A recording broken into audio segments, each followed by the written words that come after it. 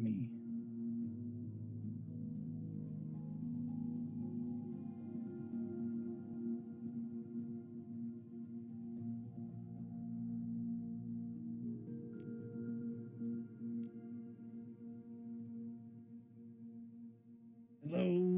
Hello. We're trying this again for the second time tonight. Something happened with the last stream, and it just stopped. I don't know what happened, so we're gonna try it again. So, hello, happy January 2nd to all my beautiful aviation enthusiast friends. Welcome back to the best damn airplane show you ever gonna see tonight. That's right. Let me make sure I can hear myself.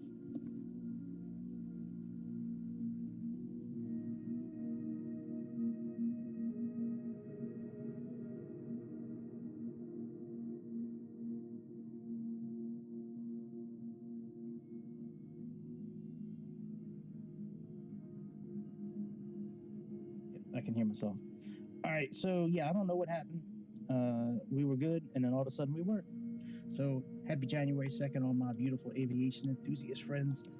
We gonna get into this here flight, old school piloting, just VOR and ADF, and using the ground to help us navigate. So that's what we gonna do. Here's Phoenix Harbor right here. Set that as the arrival. And we got runway 7 right, because we got to plug this information in first. Otherwise, we're not going to be able to get our barometric pressure readings. All right, let's go ahead. 1258 is good. Hopefully, everybody's having a good day. I certainly appreciate you tuning into this here show tonight. And let's, maybe now that we changed delivery on the airplane, maybe now it'll work properly.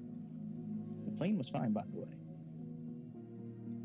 First Twitch stopped, so I didn't realize that at first, so I restarted the stream, and then a couple of minutes ago the OBS just go ahead and kicked out. Yo, what's up, Boone? What's cracking? All right, let's get rid of that. Let's plug in the ADF that we're going to use first. So that is 397. 1, 2, 3. And our first VOR station is 113.10. So let's program that first. And then Pomona is 110.40. Very good. All right. Let's go ahead and turn on these lights, even though we don't really need them right now.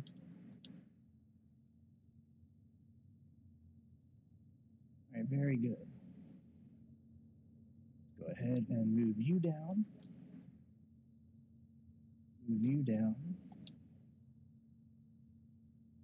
And let's put both of these switches on ground. All right, let's go ahead and start this bad boy up.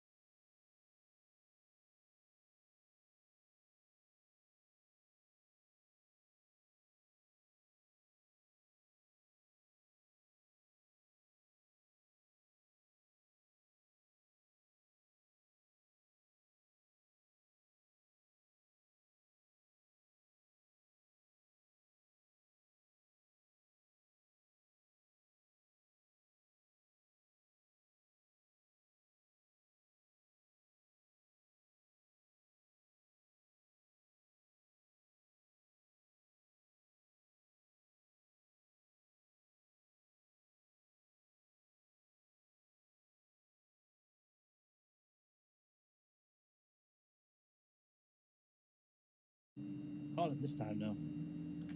All right, so we just turned on the left generator, and now let's turn on the inverter switch there.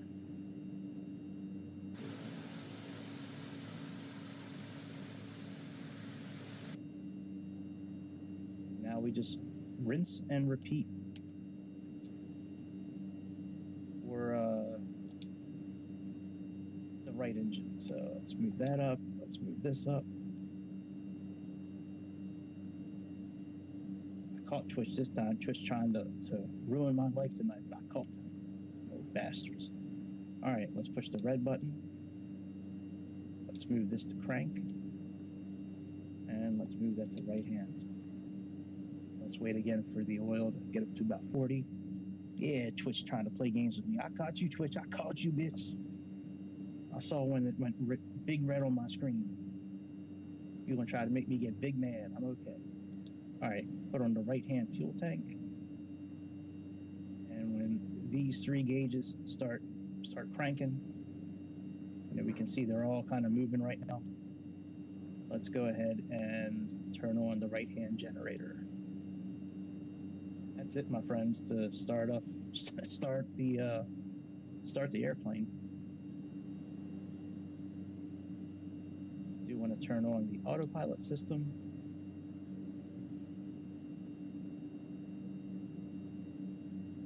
And I want to adjust my trim a little bit too while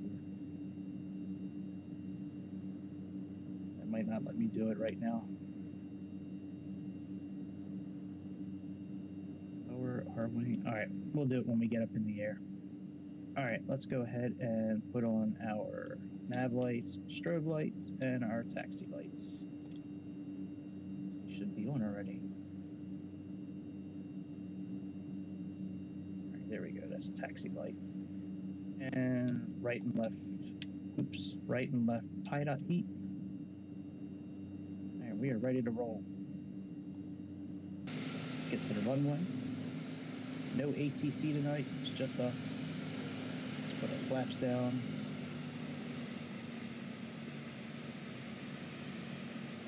The best thing to do with this airplane that I found, at least for me, that works for me, is when we do take off, before I engage the autopilot, I make sure that that the plane, if I take my hand off the controller, that the plane doesn't go up or down like bad. It just kind of stays level. Once it gets to that point, I'm comfortable with engaging the autopilot, and I try to get it at close to the vertical speed that I want to be at. I usually try to climb around 1,500 vertical feet per minute, or vertical second, or whatever the hell it is, whatever the VS stands for, vertical feet per second. I try to keep that around 1,500. Once I get there, I put on the autopilot, and then click on heading, and then there's no IAS button to control your climb. There's no vertical speed button per se to lock you into a certain climbing profile.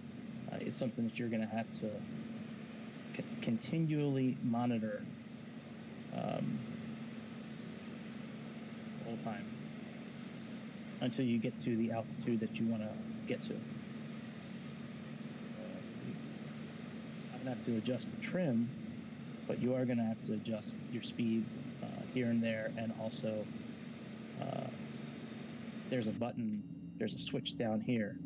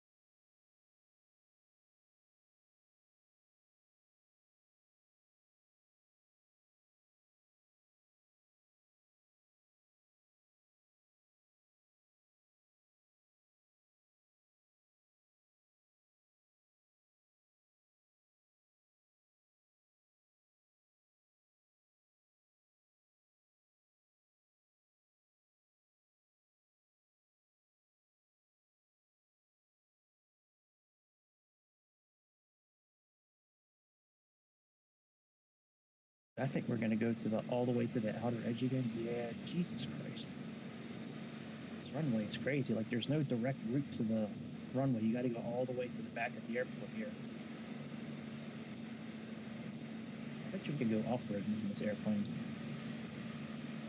I bet you if I go slow enough, we're not going to crash.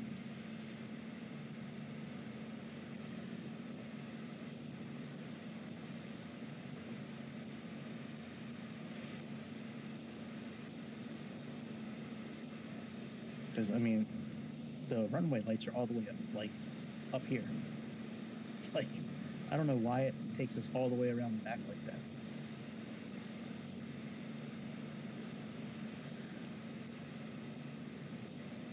We're okay. I've climbed part of a mountain during a bush trip in one of these planes. The landing I had to do was like on the side of a mountain, and I landed on it, but since it was like just a strip of grass, I really didn't know where the runway was. So I was like going up and down this mountain with, I think it was a Cessna Caravan, or it might have been a Cub Crafter or something like that.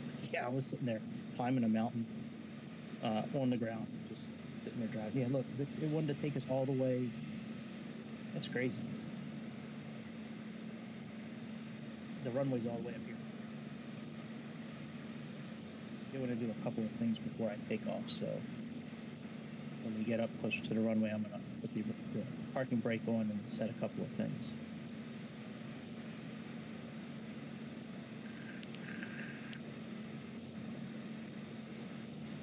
When I do engage the autopilot, I want the heading to be set. And then once we get the autopilot set, then we'll worry about capturing the right course for the localizer for the first VOR station at van noise.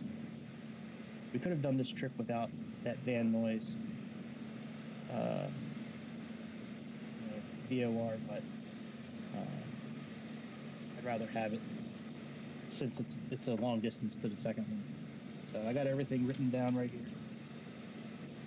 All my chicken scratch with the VOR stations, the direction to go, oh shit, I thought we were moving, I was looking at the screen. But yeah, so I have all my notes here. So we could have gone, but it would have been like 100 miles or 60 miles to Pomona, the first VOR, and that's a little far out from the capture point of our system. So I wanted to make sure that we could get there safely, so and quickly. So that's why I plugged in that van noise VOR station. So all right, enough of me rambling. All right, let's tune our heading to 80 knots. Sorry, 80 degrees. I'm pretty sure we're going to be around 80 degrees for the capture point of our VOR station. So here you can look, this needle right here, the one up and down, that's pointing to our VOR station. These arrows here do ADF.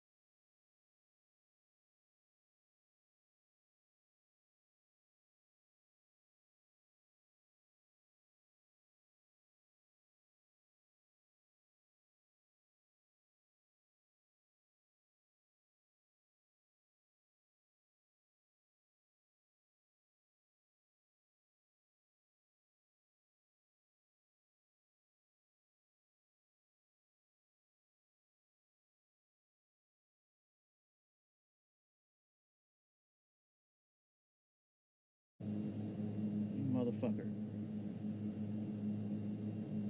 You dirty bitch, I got you. In case you missed it, I paused the flight. I tried to adjust our trim before we took off, but for some reason it wouldn't let me. So I was trying to adjust it during takeoff, and for some reason we shot straight up in the air. But I can control the pitch. I can control the trim. Sorry, brain fart for a second. I'm getting old. I can control the trim with the right bumper and the right thumbstick. So that's what I've been doing. So I think we got control of the plane now, but you know, that was kind of hairy. Oh shit. Maybe we shouldn't pause the flight next time. Let's not pause it next time. Okay. Wow. A crazy fucking takeoff, right?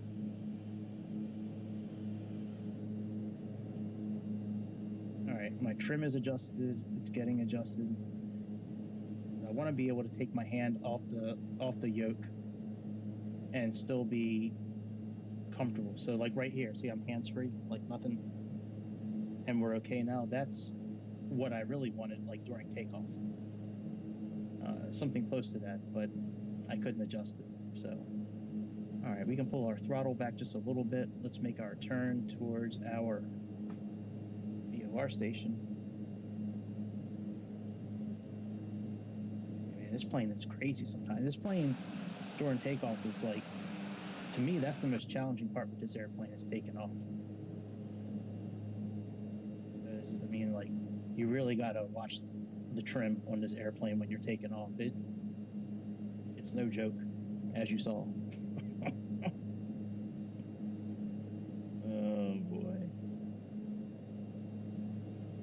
I swears I know what I'm doing. I promise I know how to fly the plane.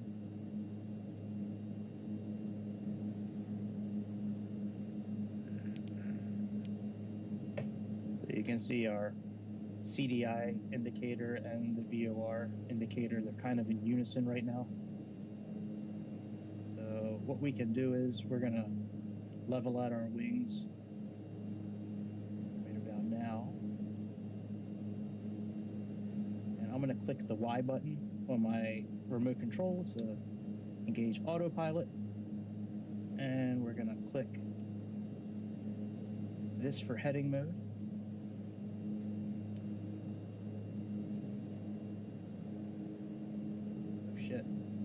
What the hell, man? Why is this plane being such a bitch tonight?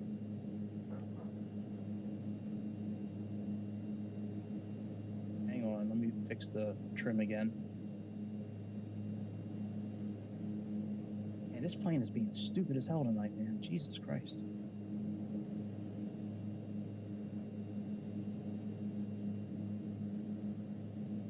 Okay, let's click autopilot again so we can go that way. All right, very good. So that's good. Now what we can do is, if we click the track button here, this will capture the localizer. And right now I'm going to adjust our climb height, you know, the angle of our climb. So we're going to get this somewhere around 1,500, vertical feet per second. So let's highlight that wheel down at the bottom, and I'm going to use the left bumper. I'm sorry, the left trigger. Pull it a few times until we get up to about 1,500.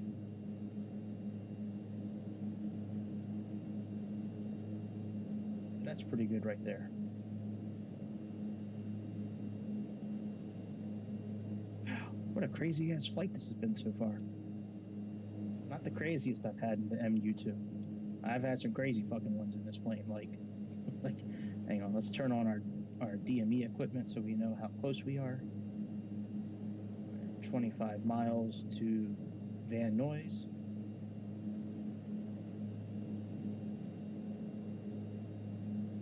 And let me turn off these lights. Retract them. Yeah, I do not know why that plane was pitched up so much.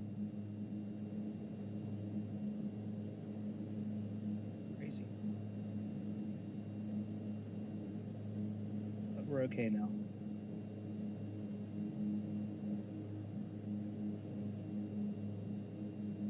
Now we can use nav1 and nav2.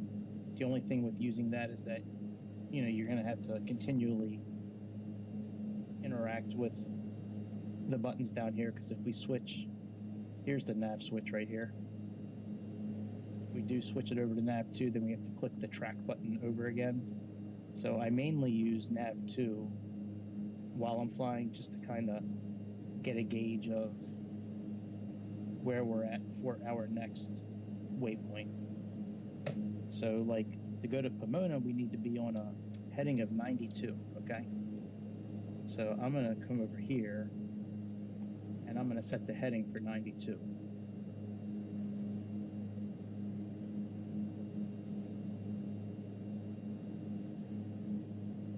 So that's 91, 92 roughly. So we have about 36 miles in between those two VOR stations. However, after we leave the next one, you're going to see I'm not going to switch. I'm not going to switch over to the next station immediately. I'm going to use the VOR station and fly away from it.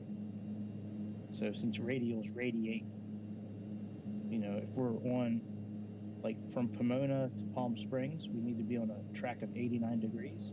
Well, you'll see. If you stick with it, you'll see. But when we go from Van Nuys to Pomona, I am going to switch that one immediately, because it's only 36 miles in between. So I think anything over 50 miles with this airplane, I don't think the VOR will capture. Like, I don't think these needles move unless we're within 50 miles. You know, I never set the barometric pressure. Oh well. Let's see if there's an update for the barometric pressure. Still 3018. All right, well, let's set that. So we got this here and 30, 20, 18. So I believe, I don't know for sure, but I believe whatever is in the middle, like right here, is the barometric pressure. So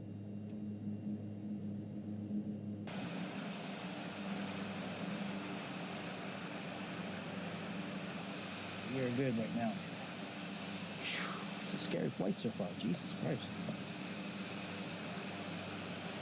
So bad for the passengers.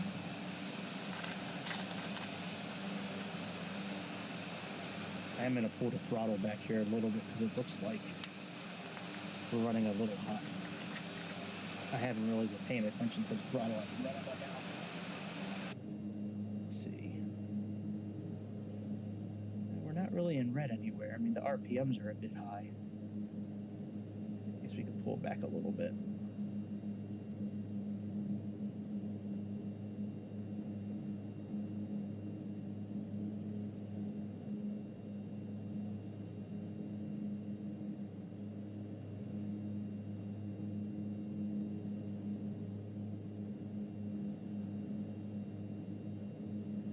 That's better.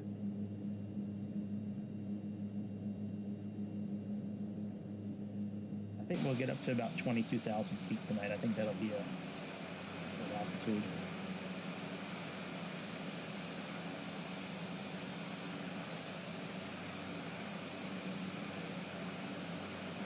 Maybe else. I don't know. We'll see. All right, so we have 4 miles right now. I know we need to go on a heading of 92 when we leave here, so let's do that now. Let's set 92. So that's 91.2. And when we get about a mile away from the station, I'm going to click on this heading button right here. That'll put us in heading mode, and then once we switch the VOR frequency over, you know, then we can recapture the VOR again. The VOR just flipped, and the mileage is not going anywhere, so that means that we are over it right now. So let's click heading. Usually when you don't see anything happening with the mileage for a few seconds, or when you see these needles flip, that means we're like passing over the VOR station. Right, so let's plug in 110.4.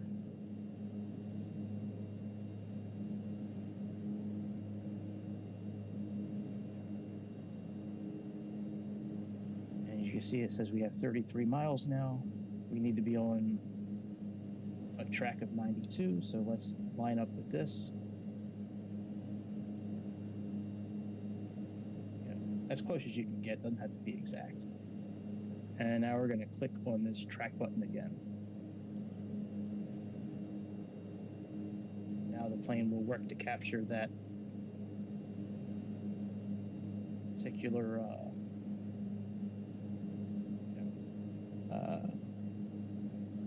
radial or course that we're doing. So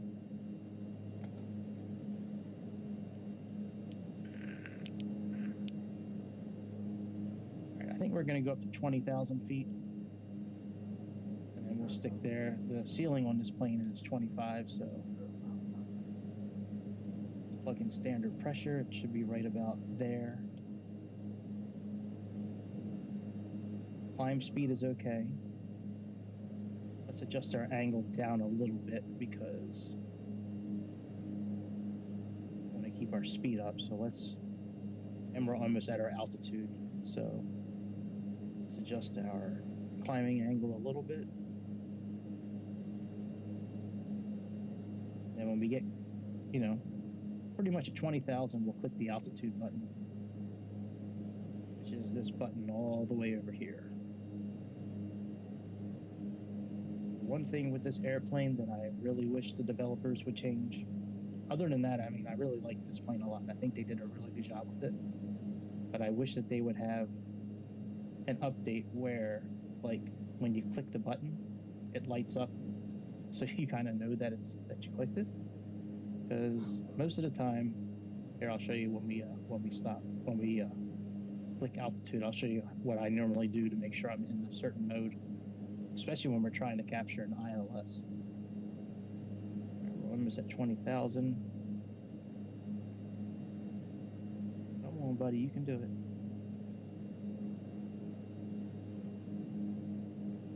All right, altitude mode, the plane will level off. Yeah, I usually come down to like eye level like this, so I can see what's pushed in.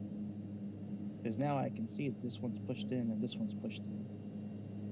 So I normally have to do that to make sure that they're pushed in. Imagine flying a plane like that and having like to bend all the way. Hold on, Jimmy, I gotta check. Go down there and check it out. All right, so we can move these levers back to cruise.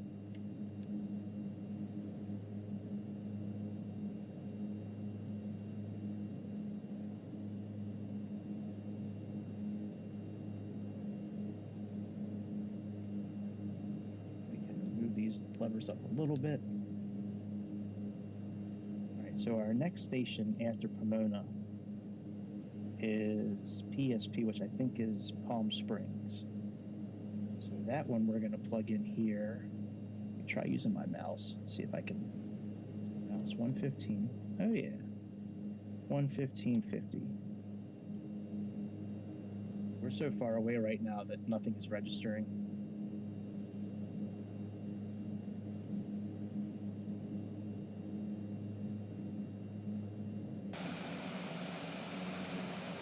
To do some calculations here in a little bit to figure out what our altitude needs to be to descend.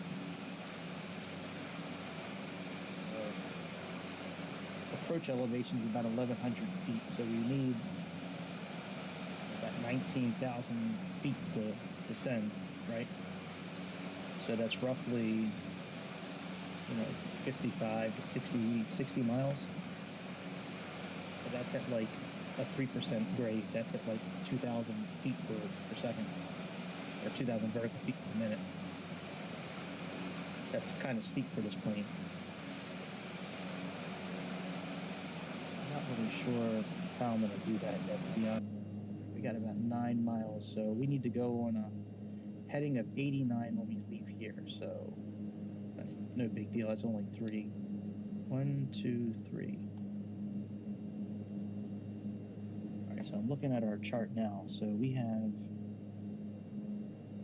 10 miles,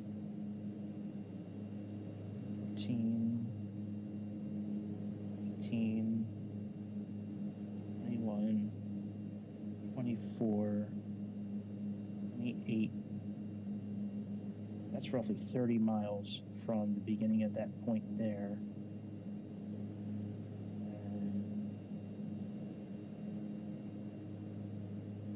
So, all right, we're going to get ready and switch over to heading mode.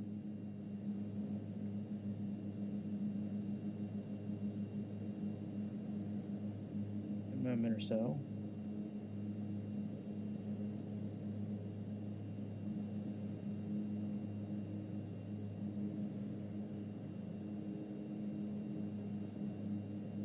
I think I know the best way to do this. I think there's a VOR station at the Phoenix airport.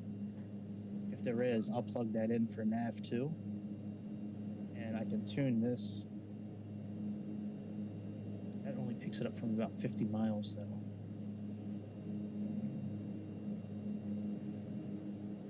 It's about 40 miles from our last waypoint to the airport. All right, needles flipped. Let's click heading.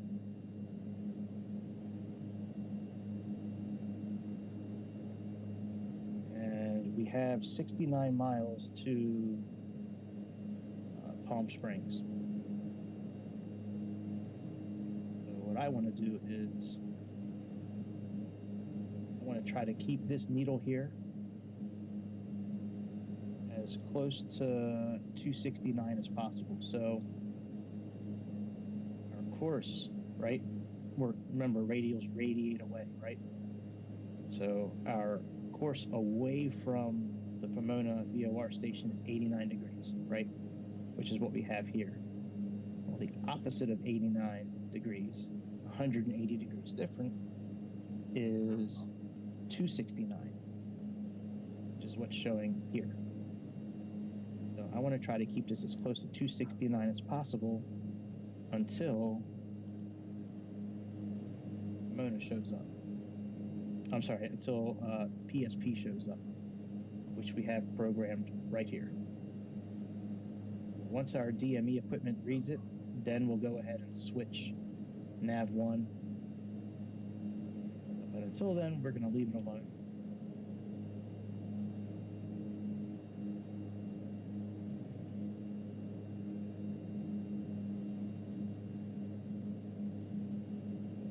Just picked up Pomona. All right, so it's 60 miles.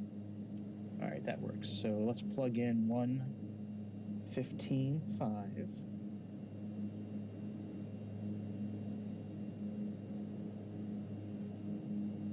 Good, and we got to be on a 89 degree. So 2, 3, and let's come down here and click track. Now we will track the Palm Springs VOR at hopefully 89 degrees.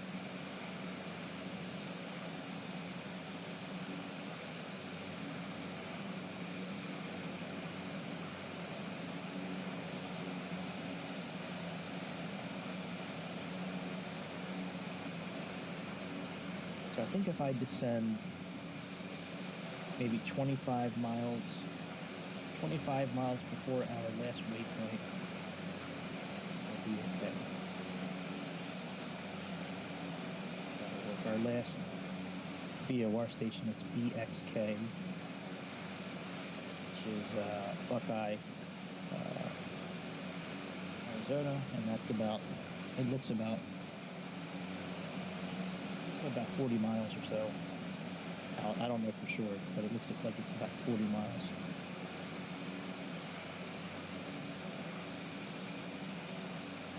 Phoenix does have a VOR station. I can always plug that in. That's 115.6.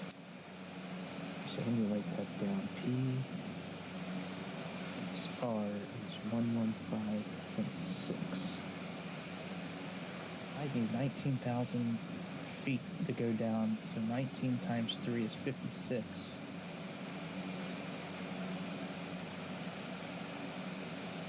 So you don't have to figure it out on that graph, actually. Plug in PXR.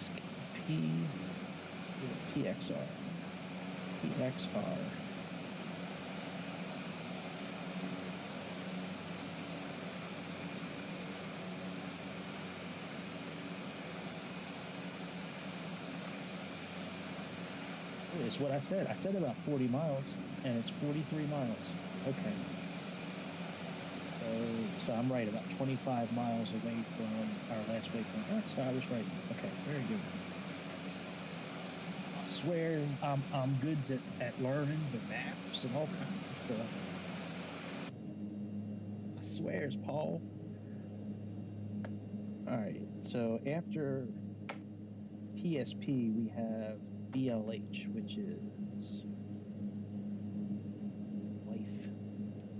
And that one is 117.4.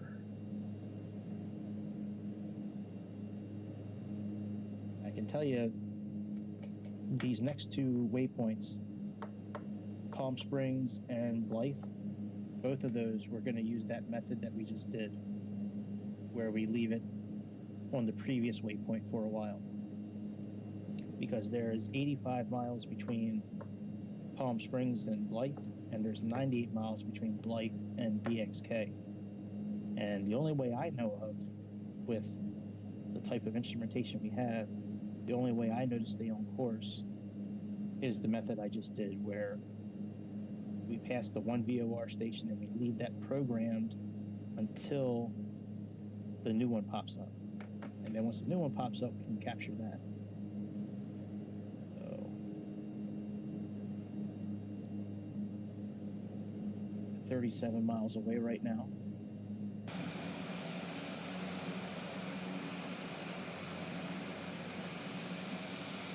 The part of the reason I like doing this kind of flight, like the VOR stations and all that, is like I'm engaged the whole time.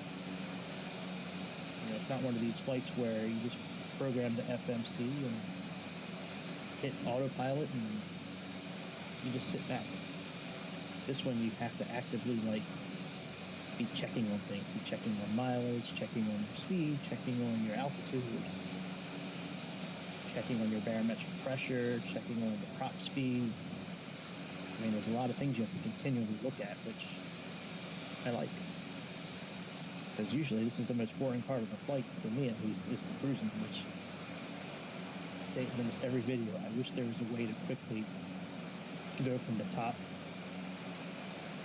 to the descent point. Like in other simulators, you can fast forward it, you can choose a new point on the map. This one you can't do that. That's why a lot of my flights are really just, you know, usually within like an hour or 2 hours. Maybe with a new patch, maybe, or when 2024 comes out, maybe they'll come out with a better way to fast forward. They have one now. We have one. It's this feature here, this Travel 2. Oh, replay. I wonder why that's grayed out. I'll have to look into that. Maybe that shows up after the flight's over. But this Travel 2 feature, that's their version of fast forward, but I have never had success with it. It is always screwed up. I would click cruise, right? And it would take me, and it would put me at 38,000 feet. I don't think they do. It's good, Chooser. How you been? Happy New Year, buddy. I don't think they do, actually. I've never seen the TU-144.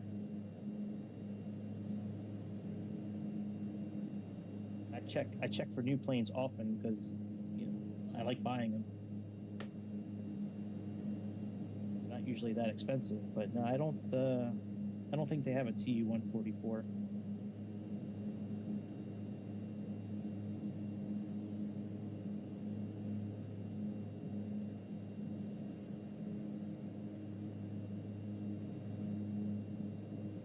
kind of looks like the, oh yeah, they definitely don't have that.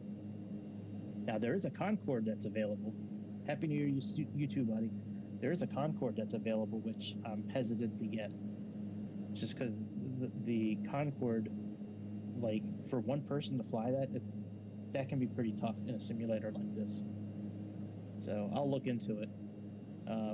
I might get it, but you know, I know when I used to fly that thing on Aerofly, it was fairly difficult on Aerofly, and I can't imagine on a simulator like this how difficult it would be for one person to fly that plane. But I'll look into it. But no, there's definitely no Tupolev Tu-144, that's for sure. I had no idea that plane existed until a few seconds ago. I looked it up while we were chatting. I can't believe I've never heard it. It's just like the Concorde. That is crazy. I have never heard of this airplane before. It's like the exact same plane. It's got like the same engines, the same feature with the nose, same fixed wings.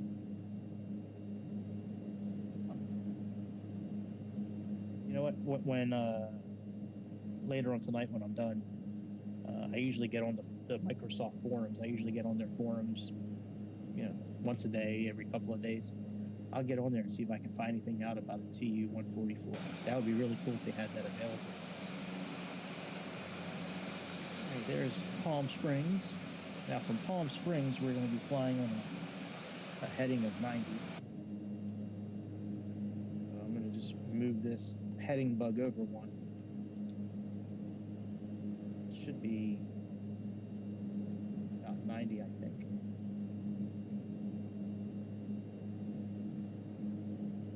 We'll go into heading mode once we pass the station.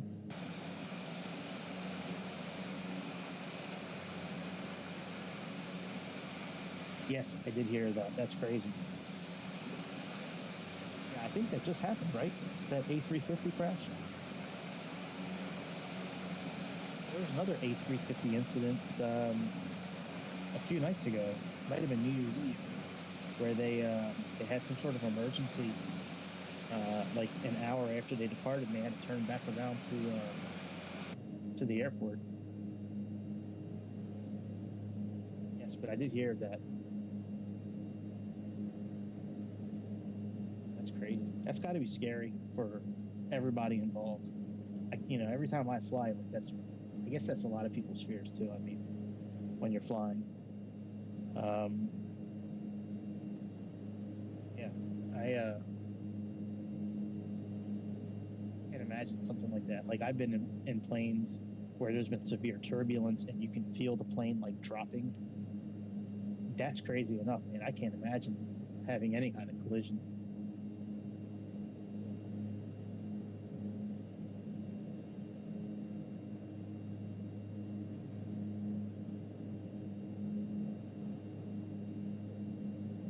Yeah, there is an A350 that's coming out hopefully this year. A380, an A350, a 777. I know that. At least that's what I've heard so far. All right, we're almost ready to go into heading mode. We do need to check our fuel soon too, because I have run out of fuel in these planes before.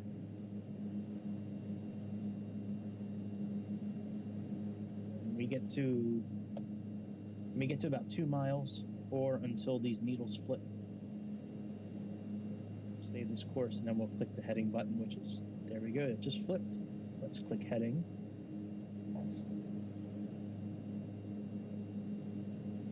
And we're gonna move this needle to 90. So let's move this one as well. Check our fuel.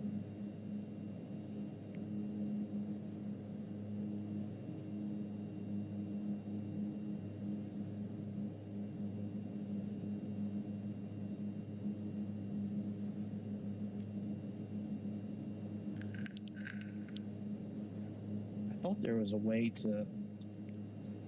a way to switch the fuel when we're flying, but I've never really had success doing it.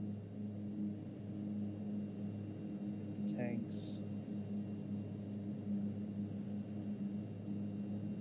not going to mess with it now, but it's these buttons here. And like, so if you saw, there's left outer, right main, left main. So outer is outer. Flipping this up would tip the main tank into the outer tank. But, I've never had success doing this while I was flying, so I'm just going to leave it alone. Like, I'll just go back up here and just add fuel like we did. Yeah, I've been on a couple of flights that have been very scary with turbulence, and it's not a fun experience, that's for sure, man. I can't imagine being in a plane that's, you know, either fatally crashing or just any kind of crash in general. It's got to be a crazy, scary experience, that's for sure. All right, our next VOR station is 117.4. We have that plugged in here. Let's go ahead and see if we can pick it up yet. Very good. So we have picked up the next one. So let's do this. Let's tune VOR1 to 117.4.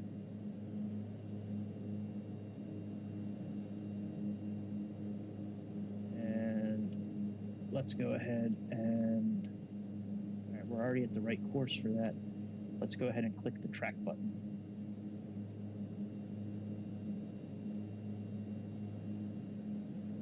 The other buttons we have down here, by the way, we have a capture button. That's used to capture the ILS. Once you're stable and you're kind of in line with the ILS, you can click capture. And then there's a glide scope button. Capture the glide scope as well. Unfortunately, like I showed earlier, the only way I know of to make sure these buttons are actually like on is like go eye level like this.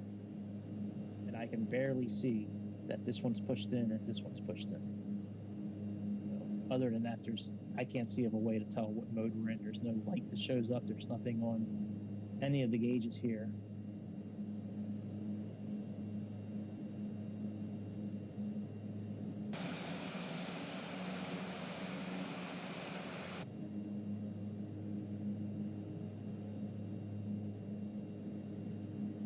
There's our cabin pressure.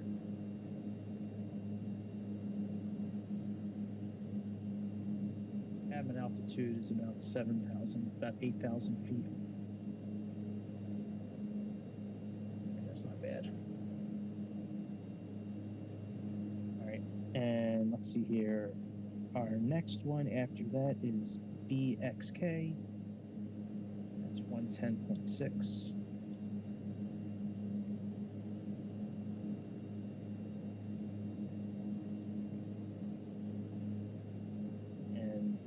That one there, when we're about 25 miles, 30 miles out of this station here, we're going to start our descent. And I'm going to go down probably about 1,200, 1,500 vertical feet per minute. When it's most propeller planes, I don't usually go down at 2,000 feet per second. Because there's usually no speed brakes. I don't see any speed brakes. So, I don't want to overspeed or, work the engines too hard. So I figure descending that way, it's a little bit of a longer descent, but we're not going to have to worry about overspeeding.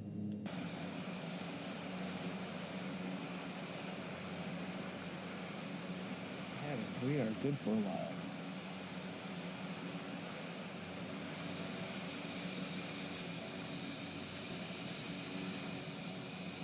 So I've been putting some effort into the thumbnails for the live streams, which I never really did before.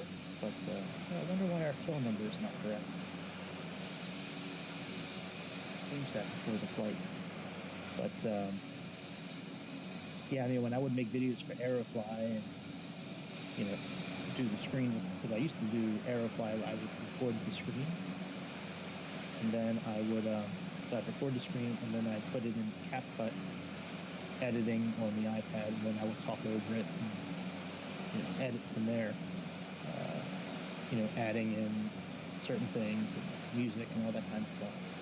But for the live streams, I haven't really been doing any of that. But I did decide to start putting up like better thumbnails instead of just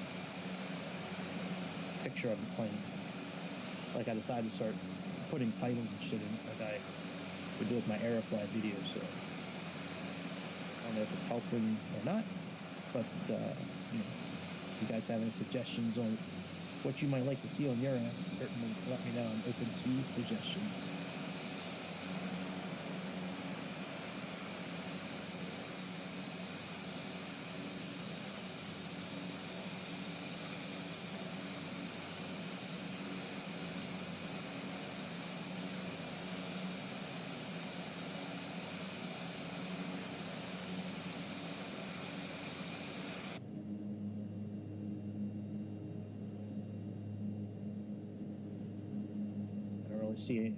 Need to see a reason to speed up the simulator.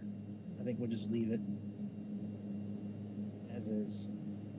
We're kind of in the longest part of our flight now. We got about 100 miles until we descend. We'll just look at the pretty sights of the desert. I've been playing Subnautica on the Xbox here. Man, that game on next gen console is so much fun. I don't know if you guys have played Subnautica or not. Subnautica on next gen console, it's so much fun. The music is so good in that game. I only played that game through one time on the PS4, and I really enjoyed it. Below Zero, the second Subnautica was okay. Wasn't great. Not compared to the first one, but I'm sure other people have other opinions on that, and that's fine. Yeah, Subnautica on this next-gen console is great.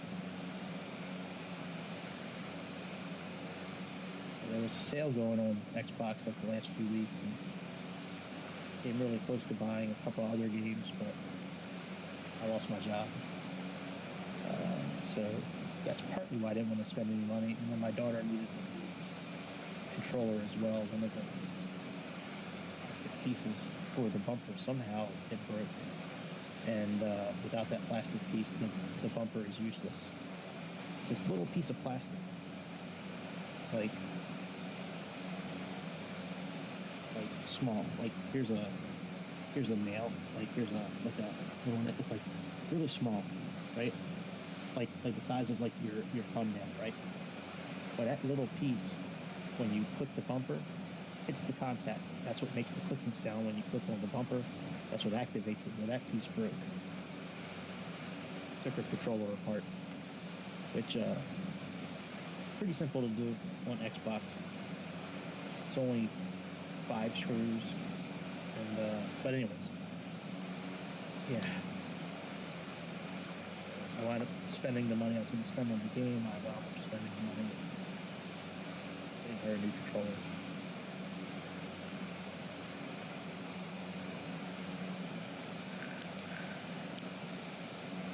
It's tough finding a new job. I might email my old job back and see if they'll give me another chance, but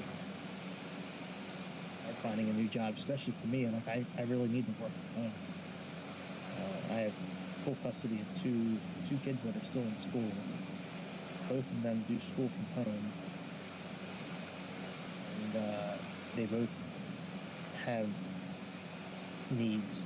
They're not special needs, like they're not handicapped or anything, but they both have their own unique qualities, I guess I'll call it. Unique qualities, and but it requires parental attention, and their mom's nowhere in the equation. She decided back in 2016 that she wanted nothing to do with her kids anymore. She wanted nothing to do with her parents, her sisters, her brother, whole family. She just stopped talking to everybody. And found a rich guy, pretty much is what it was. And she decided to be with him and his money versus the family. She had twins sometime in 2017, I forget when, but she tried to make her parents choose between her new kids or the kids that we had together. Imagine being put in that position, right? Or being a parent and, or being a kid and putting your parents in that position. Like, you can only see, kids A and B, or you're never going to see my kids. If you want to see my kids, you can't see the other kids anymore. That shit is crazy. Parents chose my kids, our kids. But I mean, just being put in that position is crazy. Like, what goes through somebody's mind that says, you know what, I gave birth to these two kids, but I want nothing to do with them ever again. So in like February of 2017, she took my daughter to breakfast. That was the first time she saw our daughter in like 5 months. And in that breakfast, they had a conversation where my ex decided to tell, I think she was 7, maybe 8 years old at the time. I think she was 7. She was in 2nd grade. She's like, yeah, mommy's having twins. Aren't you excited for mommy? Like, you have, like, I could imagine being a 7-year-old kid and trying to process this shit. Like, I haven't seen you in 5 months, and now you're telling me that you're having other kids. That shit is crazy. So I didn't try to contact my ex at all. Like, that was February. The only time I tried to contact her that year was in like the August, September area, like the beginning of school. I sent her a letter, certified, so I can make sure it got to her. And I sent her parents a copy of the letter too, because at that point she was still talking to her parents.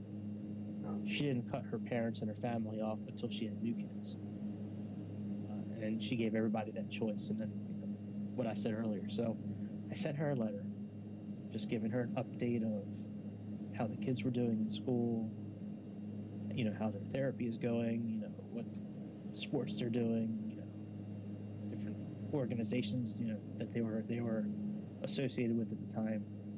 And she, in return, when she got that letter, she had her attorney send me a letter saying that if I ever contacted her again, she was going to press charges for harassment.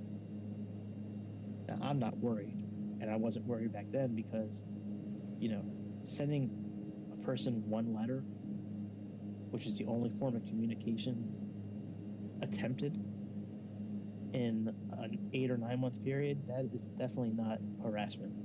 But like, when I saw that letter and I got that letter back from her attorney, I couldn't believe it. I was like, Jesus Christ, like how fucked up are you? Like, I mean, and my kids now, because of it years later, are real fucked up. Like, when it comes to trusting other people and different relationships with people, I mean, they are not a fun experience at times. Our next heading is 82 degrees. Cheryl, we're going to go down here. We're going to go to the 80. I guess that's 80 there, close enough. And 1, 2. An 82 degree course to BXK, which is our last waypoint before we land. There's about 98 miles between Blythe and this next VOR station, so we'll wait a few miles, and then once we see the needles flip, once this needle flips over, we get, I guess, about 2 or 3 miles, we'll click the heading button and just do it all over again. Stay in heading mode on the correct course until the new VOR station shows up, which we already have programmed here. Yeah, and then that whole thing with my ex, like, I had a really good career in the car business before all this went down. Like, I was a very high-ranking manager. You know, I made really good money. I was financially secure. Had good credit. Like, you know, all the normal, I guess, things you're supposed to have when you're an adult. All right, needle just flipped. Let's click heading mode. And we're going to go down here and put this on nav2. And once that picks up, we'll go ahead and get our course correct on the CDI indicator here. But as long as we're somewhere around 262 here, I'm happy. So we're close to 262. The reason it's 262, by the way, is because right now we're flying on a heading of 82 degrees. And remember, radials radiate away from the VOR station, right? So we're on the 82 radial right now, radiating away. The 180 degree opposite of 82 is 262, which we're kind of close to. We're going to have to adjust a little bit. Adjust this to our heading. So when the station does pop over, we can intercept the course properly. I want to say, in order, I think we need to turn the opposite direction. So like if we want the needle to go this way, I think we need to turn to the right, I think. I'm going to try that. I'm going to just crank it a little bit to the right and see what happens. I think when you're flying away from a station like that, I think that's what you need to do. Very good possibility I'm wrong. Which we'll find out momentarily.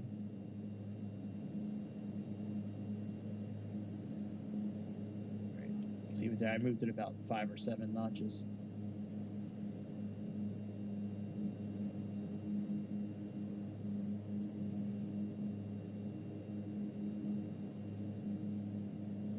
It's not going to be an instantaneous thing that we see. There's going to take a little bit of time. We'll give it a few minutes and check back in. So that's my lunch. So after, so I wound up, so when all this went down, my kids were in elementary school, like 2nd grade and 4th grade. And I tried to use babysitters to watch them in the evening while I was working. And parents helped out a lot. They took the kids like every Friday night for many years, so I could work. They kept them on Saturday, but so I could work. But during the week, I'd get home from work at like 10 o'clock at night, and the kids were not bathed. Their homework was done. You know, sometimes haven't even eaten dinner yet. And you know, so I'd come home from working all day. Meanwhile, I get up at like 5 in the morning back then because I had to get them ready. I had to get them to the before school care places they went to, like for daycare before school. So I could drop them off. Yeah, so I'd get home at like 10 o'clock, I'm dead tired. I just want to play some drums for half an hour to take a shower and go to bed. And I got to deal with kids, you know, getting them dressed. Like, at that point, they're really tired, so they're wet, like they're really cranky, they're not listening. So it's like, finally get them to sleep. It's like now 11:30. And then I go right to bed and do the whole thing over again. So I decided to switch careers. And it looks like it's working, by the way. It looks like our needle has come over this way a little bit. Let me move our heading over just a little bit more. Yep. I was correct. So when you're flying away from the station and your needle is pointing back to the station you left, you need to click it the opposite direction. So in order to get this needle to go this way, we need to turn the other way. Yeah, so I wound up switching careers. I've been doing insurance since 2018, and went really well for like the first 2 or 3 years, but this last year, this last couple of years have been extremely difficult to make money, and yeah, it's been a struggle. Then I got let go from my job for a few reasons. One was performance, but another one was because of helping out a customer that I probably shouldn't have helped out, but I felt it was morally the correct thing to do. We kind of broke the rules of the company, and that was that.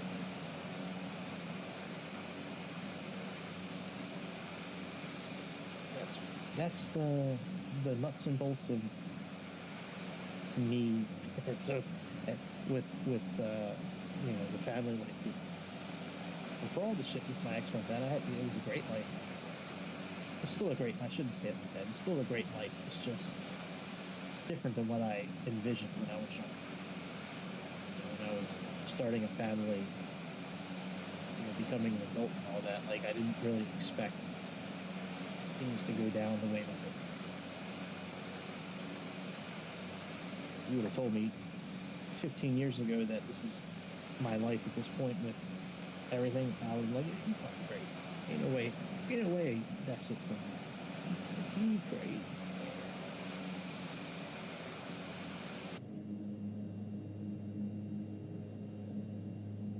Alright, so we are, how far away are we from this VOR station here?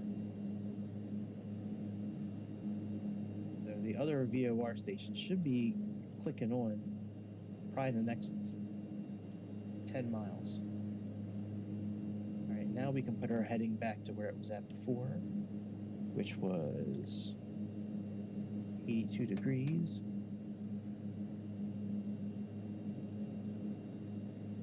Now that we fixed our course.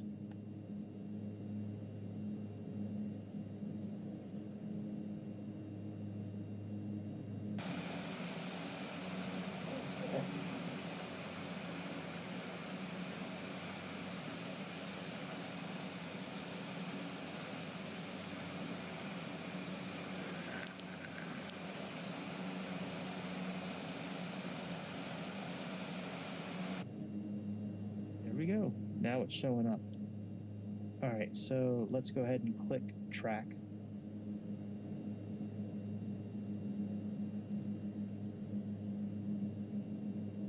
And the last VOR station that we're going to program for this episode of tonight's show is 115.6. And we're not going to be using this the only reason we're going to plug this in is just for a reference point. We're not going to be plugging this into nav1. Once we pass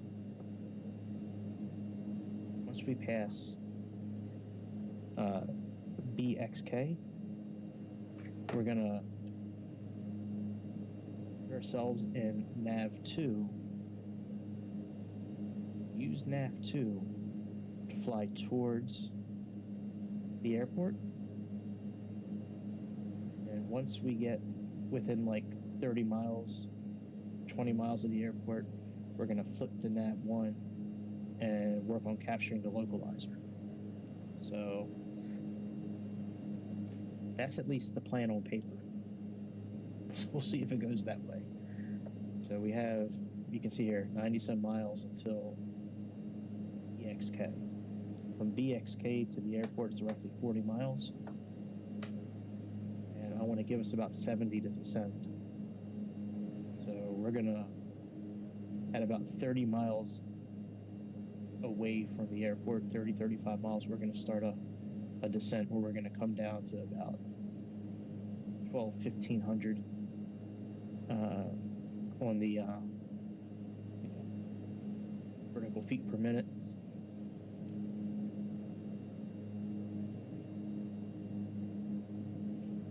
But yeah, it's just like that. It's not too difficult flying these kind of flights, without a digital navigation system. You just have to, practice getting used to plugging in the frequencies and using these older gauges to navigate.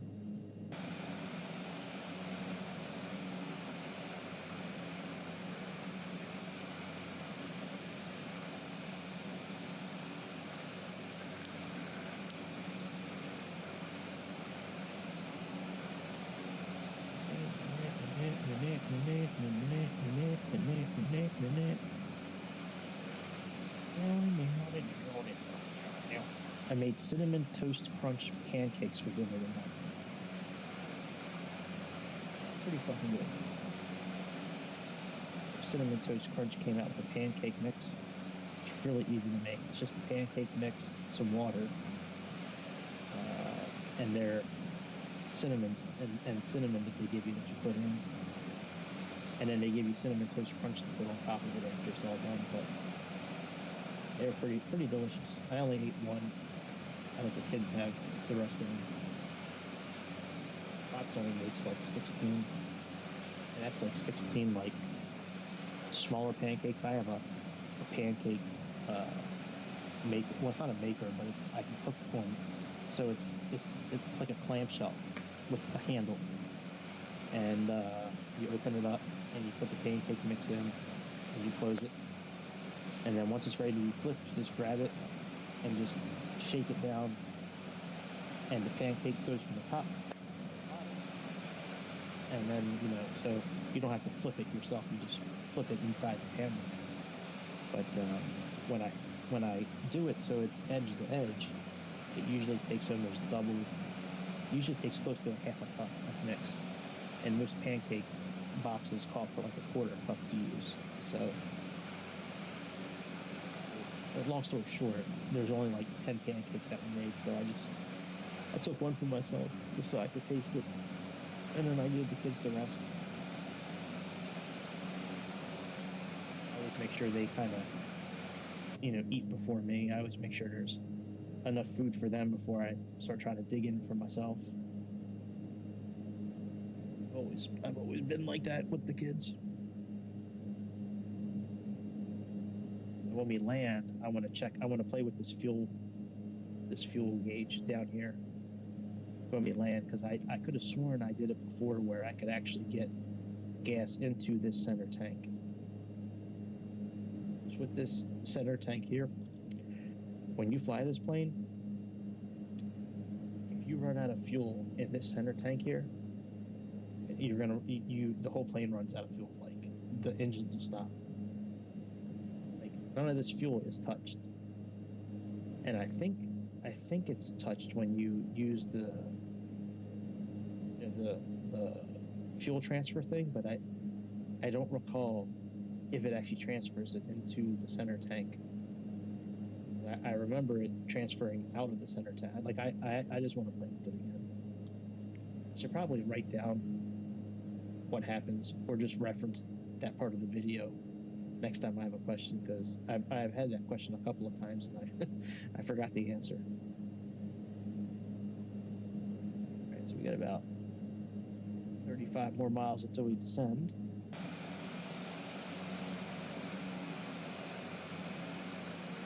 And outside of that takeoff, man, it's been a pretty good flight. It's still crazy that trim was like cranked all the way like that. We got up to 100 knots and we went. I was like, shit. My eyes got real big. I was like, oh my god, what the hell just happened? And then I got control of the plane and I put it on. I paused the flight so I can like show everybody the trim and all that.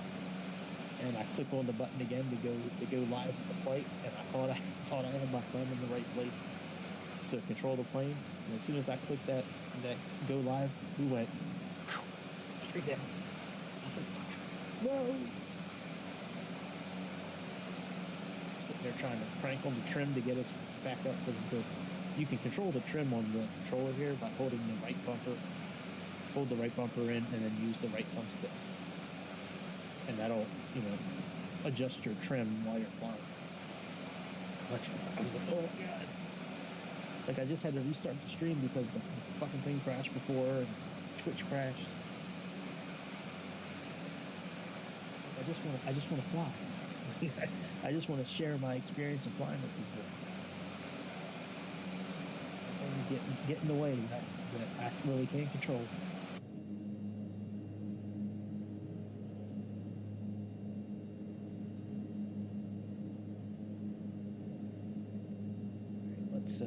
Let's see what we're working with.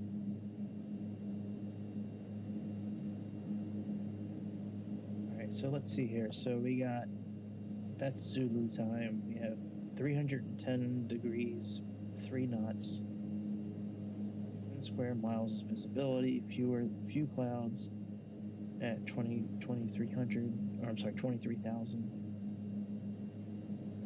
That's our UNH. I don't know what SPL means for this down here. And I think this is 23,000. It could be 2,300. I understand what this top line means.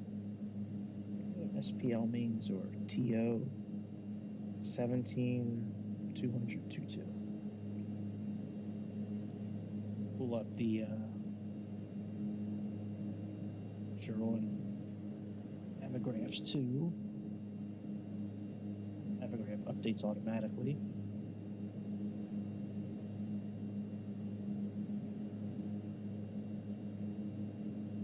Yeah, 3015.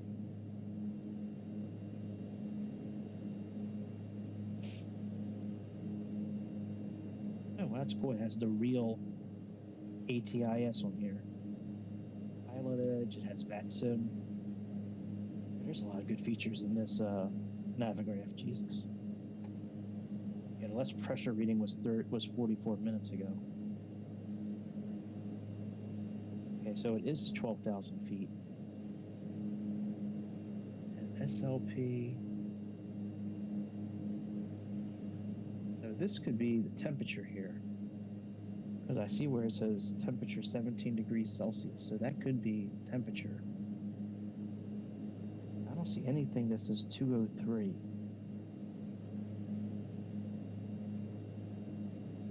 Only thing I see that has a 2 in it is the dew point, which is 2 degrees Celsius, but well, whatever. We got about 15 miles into our descent. Now remember, there's no altitude button. Like, there's no... You can't program in the altitude you want. You just have to descend and, like, stop when you get to the... And just stop when you get to the altitude you want to get to.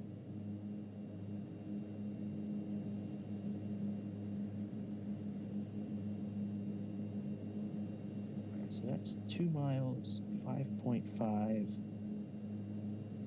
3.5 is 9,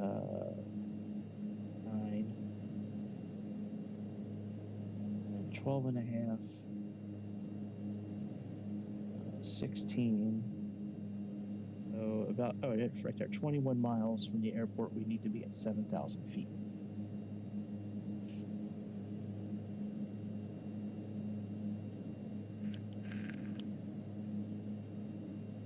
How I measure that, by the way, in this airplane, I'll leave the DME on NAV2. Remember, we have NAV2 programmed for the Phoenix VOR station. So even if I'm going to be flying in NAV1, capturing the localizer, I'm going to be using this down here to monitor our heading and our speed. I'm sorry, the distance and our speed. When we get to like 22 miles, make sure we're at 7,000 feet.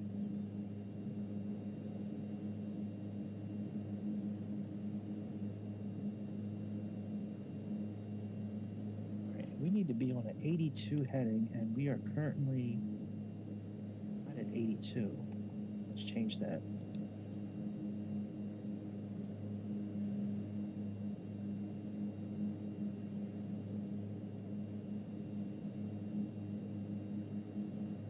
I mean, we don't need to be at 82. It's okay that we're off a little bit, but I'd like to be at the correct heading.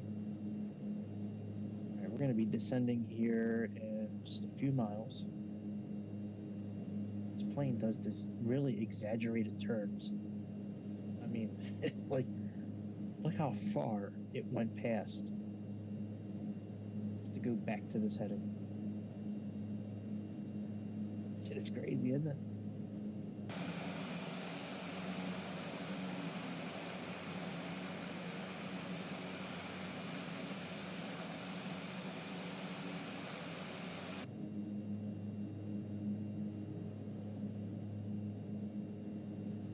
It's going to try to capture this localizer, and then it's going to make its turn.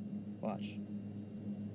It wants to get it lined up, and then once it gets closer to lining up on that radial, it'll move over.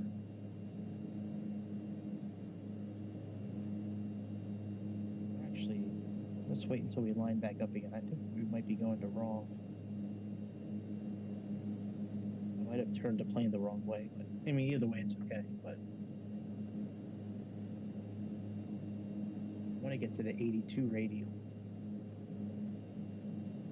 Let me do this. Let me go into heading mode, and I'll just do this myself. Heading mode is engaged.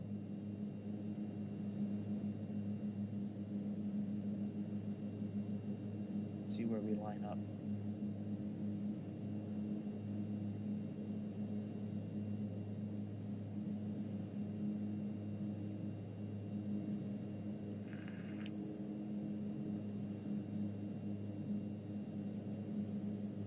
We're off, so let's go this way.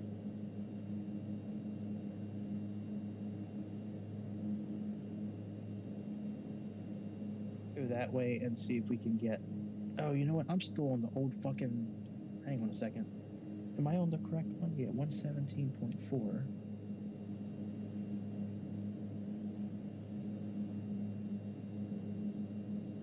Oh, no wonder. Shit. I don't have the correct VOR station plugged in. Fuck. No wonder we're off. Fuck.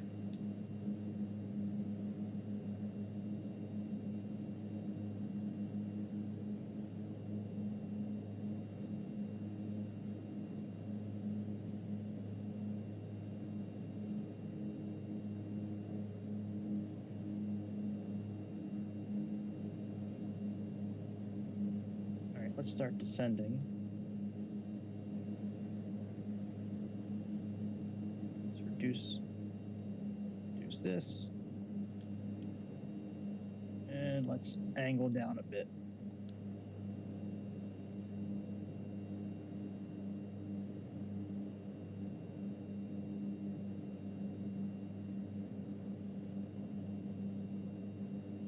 We might have to do a circle when we get closer to the airport, because I don't know if we might have enough room for our descent. I think we're going to be okay, but it might be cutting it a bit close. I can't believe that I've been so good this whole time with the correct VOR stations and keeping track of all this shit. I don't know how that happened. Okay, so we need to be on the 82 radial, but why is it reading... XK is 110.6.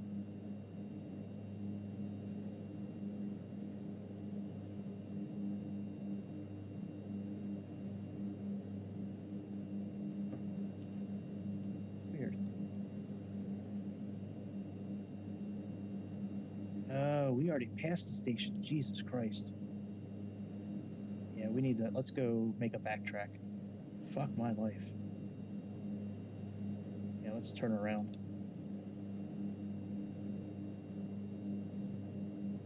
Fuck.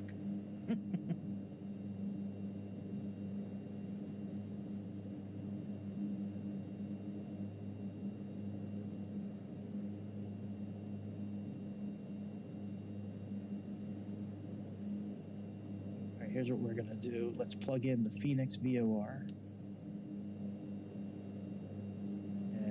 I want to get lined up on the 78 radial.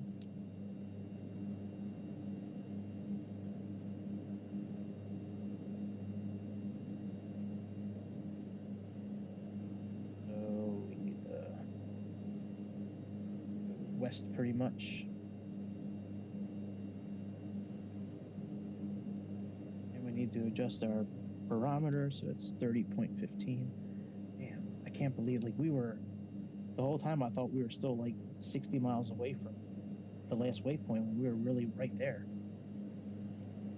It's all right. We'll be okay. 30.15. About there.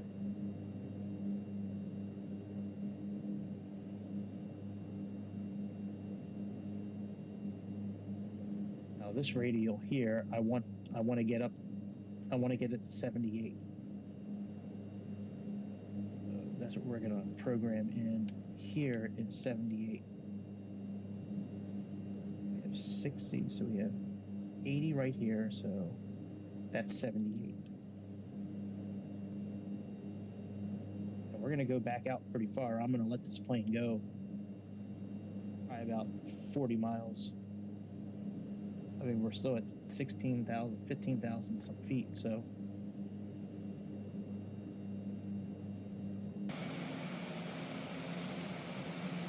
We need to get down to 7,000 feet. Yeah, I can't believe we did that, man. That made this flight longer than it needed to be. And if you notice, while we're flying out here, here's our VOR, so we can actually kind of pay attention to what's happening even while we're out, outside the airplane.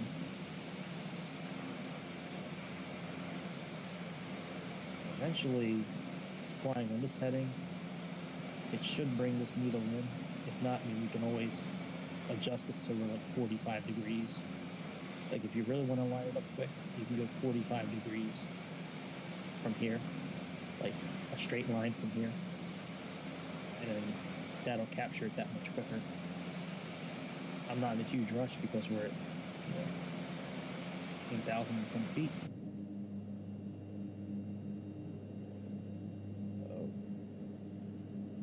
Would like to get lined up sooner than later, so let's go ahead and do what I just said. I would like to get lined up, we can just continue to make these circles, almost like a holding pattern, sort of. I want to raise our descent a little bit.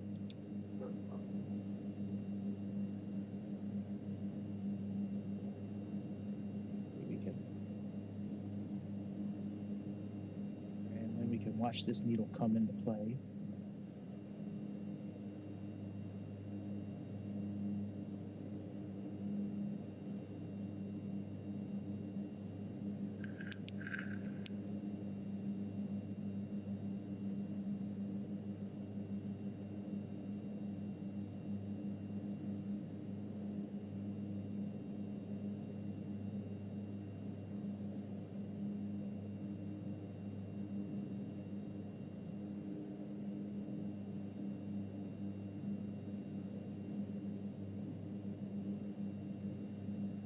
And what we'll do, we'll fly with this Phoenix VOR station. We'll fly with it captured.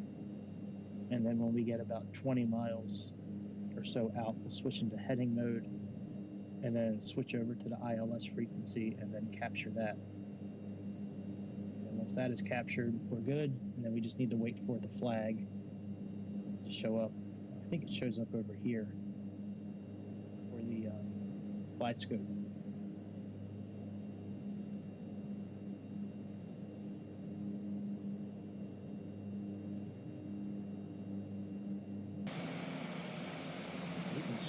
Oh shit, wrong button. Slow our descent down a bit.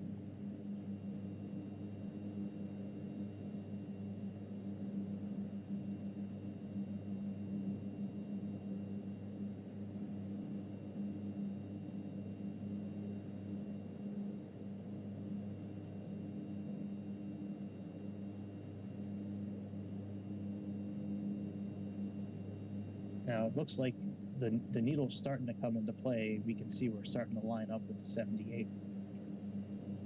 We can actually make our turn. We'll wait a couple more seconds.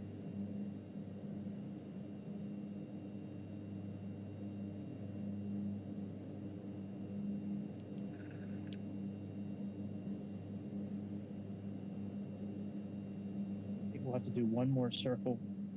Not as big as what we just did, but let's now turn towards the VOR station.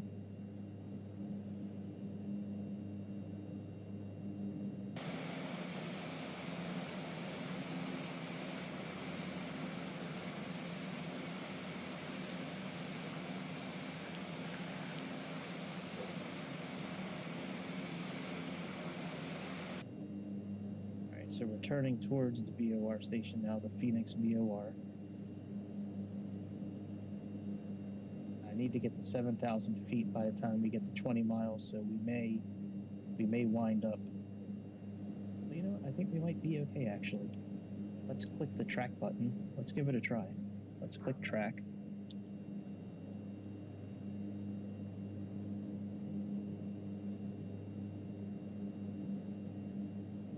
And once we get lined up,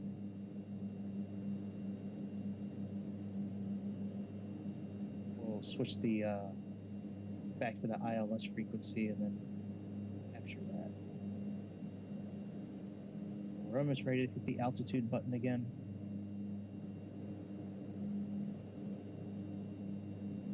Just about at 7,000 feet.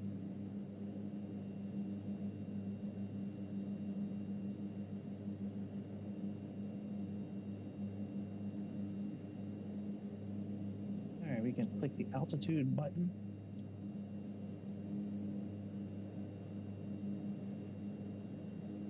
Just a little bit of juice.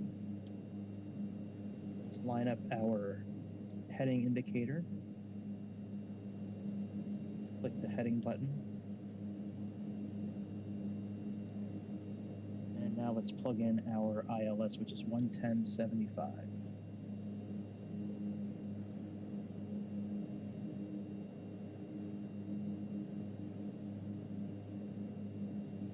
right, very good. And I want to click the capture button.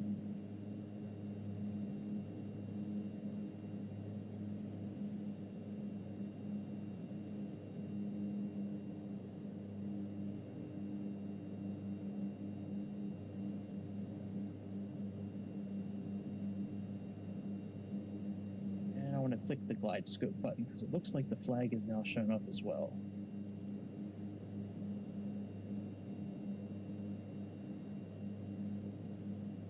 I don't know if it's going to capture or not because it looks like we're below the point.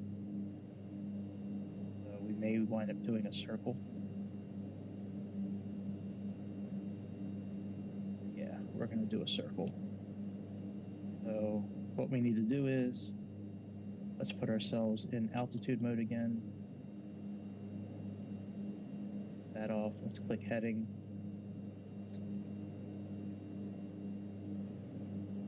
Let's make a circle.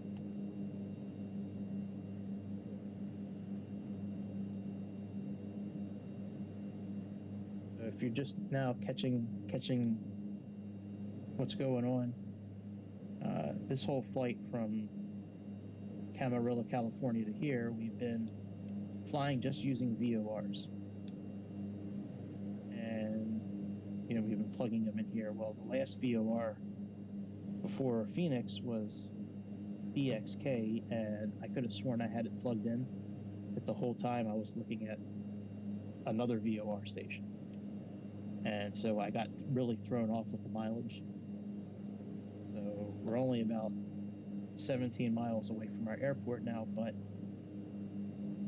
we're at the correct altitude, but not for the correct distance. So I'm flying away from the airport right now to reset the glide scope so we can do an ILS landing. So that's why we're turning away from the airport right now. So we're going to fly for, you know, another 10 miles probably.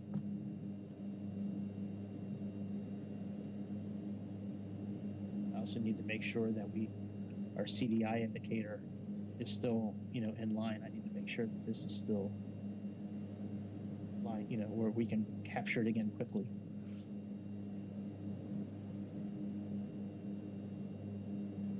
We'll keep adjusting the heading until it starts lining up again.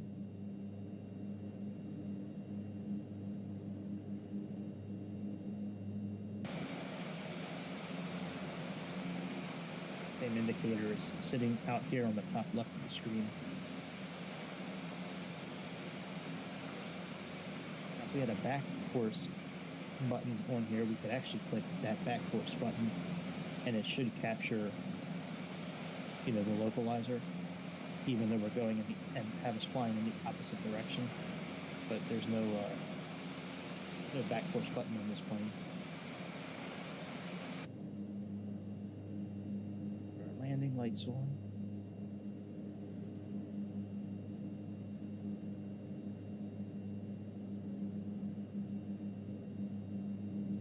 All right, you can see it's starting to line up now, so we can actually now move our thing back to this way. And we can see the flag for the glide scope is raising up again. So once it gets, up a little bit more, we'll make our turn back towards the airport.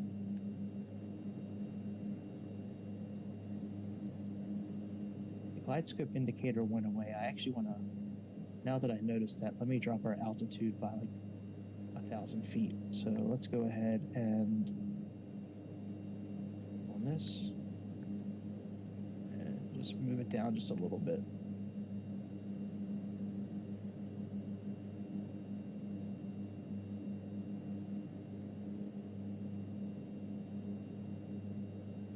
All right, there goes our needle. Right up here, showing what our descent is, our vertical feet per minute. And a little bit more. There we go. Let's get down to about 6,000 feet, and then we'll make our turn again. But let's wait till we get about 30 miles out, and then we'll make our turn.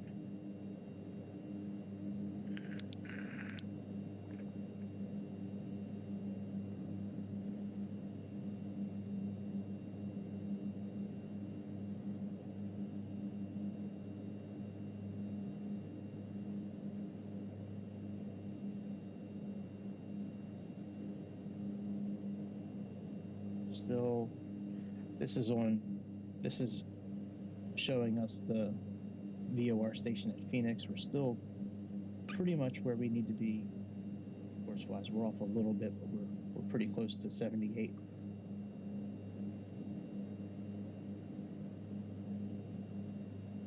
We're almost at 6,000 feet. Let's go ahead and make our turn back towards the airport.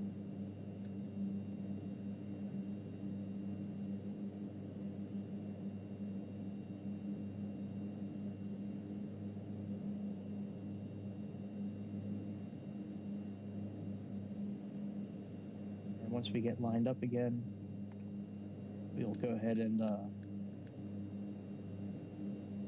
engage the localizer button. All right, let's click the altitude hold button.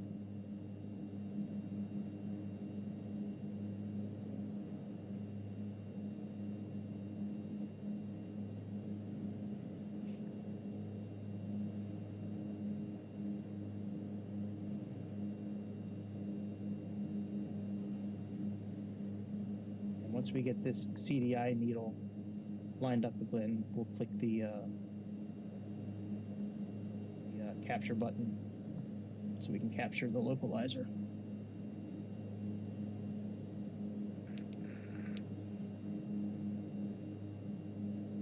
And that should be right on 78. Let's see here.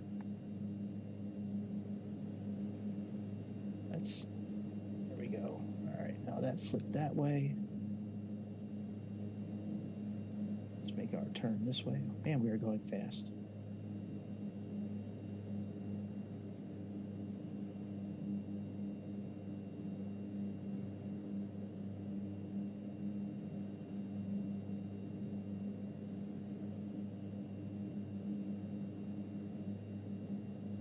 That's at 70.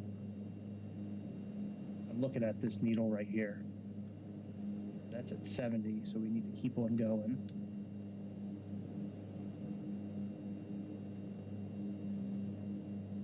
Get to about 78.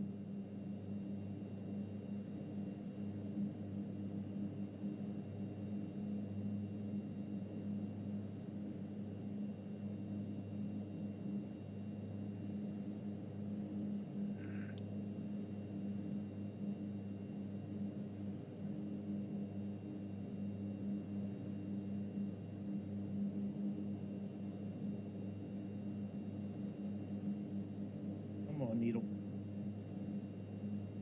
thing. Starting to move now.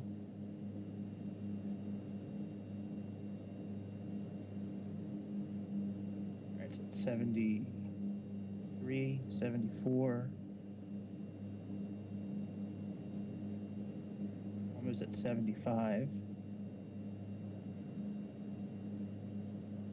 Now the main CDI needle should start bouncing pretty soon here. There we go.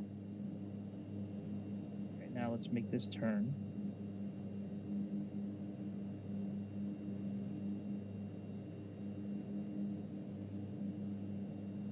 Once we get lined up, close to being lined up, I'm gonna click the capture button.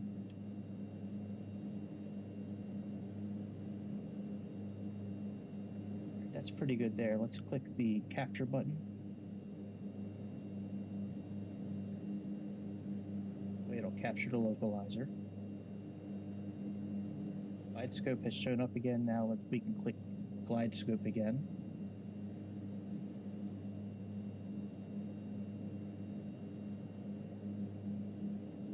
Glide scope button is activated, so should be good.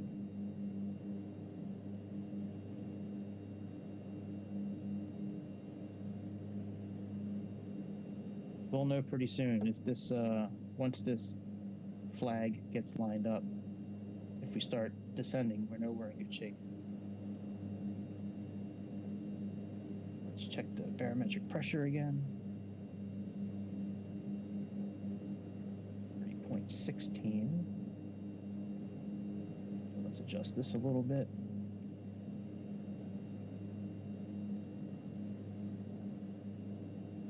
There we go.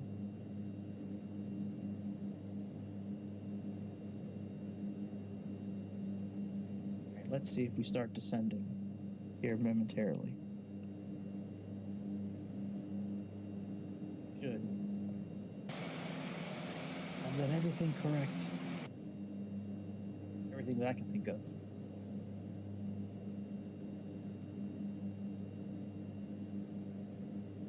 Yep.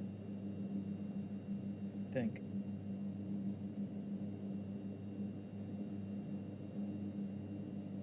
Yep, we're descending now. Okay, very good. The glide scope is captured. See, the problem with this, the only problem I have with this I have two problems. The other one I'm not going to go over again. But the other main issue I have is that clicking these buttons, you really have no idea like what mode you're in. The only way I know is by like going down like eye level and like looking at the button. And I can see this one is depressed and the rest are not. That's like the only way I know like what mode we're in sometimes. There's no light that shows up. There's no indicator.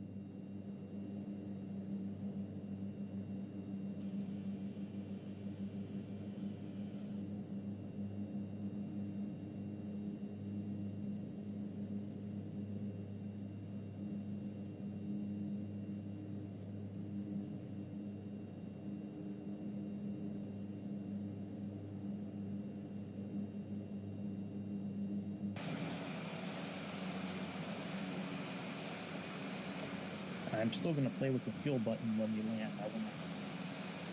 Something I want to check out with that, because I could have sworn there was a way to switch fuel into the center tank. So the only tank that really the plane feeds off of is this center tank here. I know there's a way to switch fuel around with these tanks, but I don't recall if it actually switches it to the center tank or not. So I'm going to play with that a little bit after we land just to see what's what.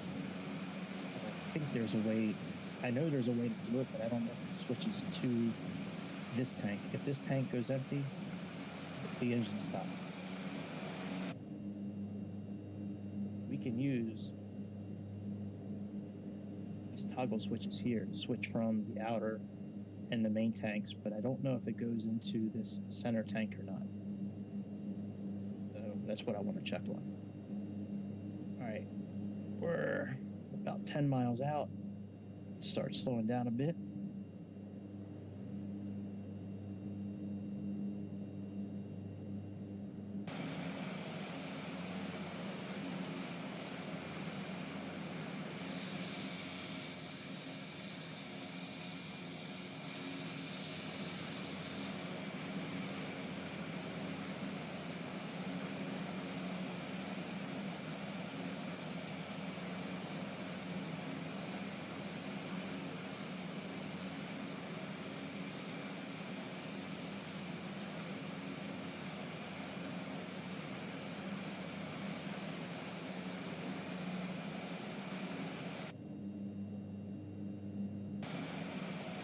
closer we'll put our wheels down.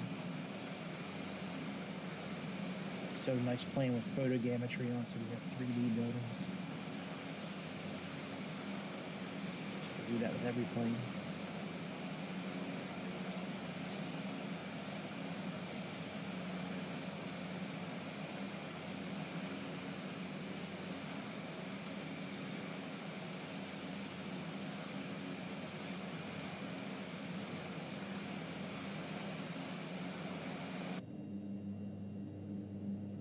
About 5 miles out, put the wheels down.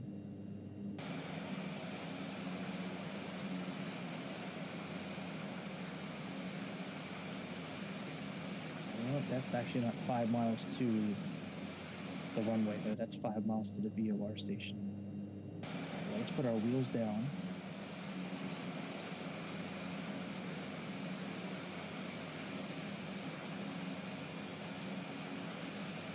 So cool how the wheels come out. Let's put our next set of flaps down.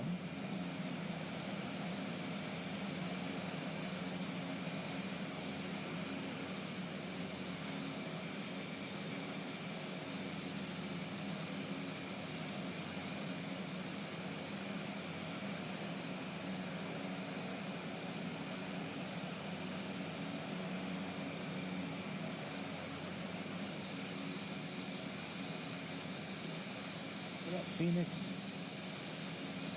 Here, bitch. Look at the stadium. That is cool. So cool, man. I love in the arena where the sun's bright. That is so cool that all that shit shows up. And it makes it feel so much more like realistic when you can see like the fucking football stadium, basketball arena. All right, let's put our last set of flaps down.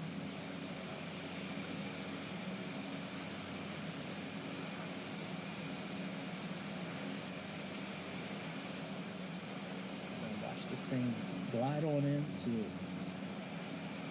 like 7 right.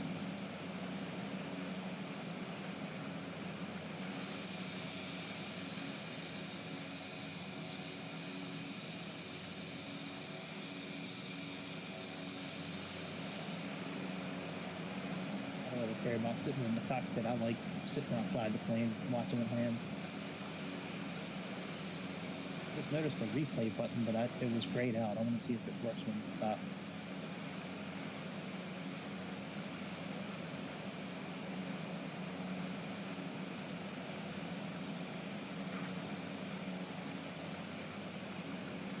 Oh, bitch.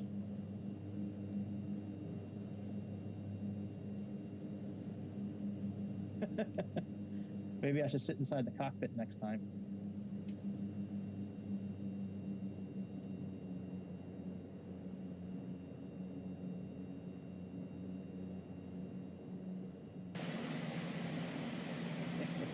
Yeah, I think next time I'll sit inside the cockpit when we land. That was cool. Right, let me stop the plane because I want to check that replay thing, and I want to check the fuel tank. Fuel tank options on. So the parking brake is on. Let me see if that replay button is still grayed out. Yeah, it's still grayed out. I wonder why. All right. So here we go. Let's bring up this fuel screen here. Can I change the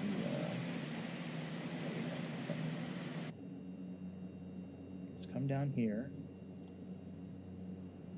and let's do this one first. We'll go tip from the outer tank. Oh wow, it does actually switch it into the center tank. Oh shit. All right, what about the main tank to the must have fixed it. I can't believe it actually does it.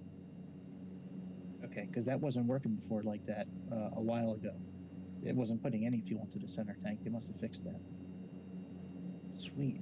So I don't need to go back to the screen and keep on adding fuel. I can just add it from the other parts. Very good.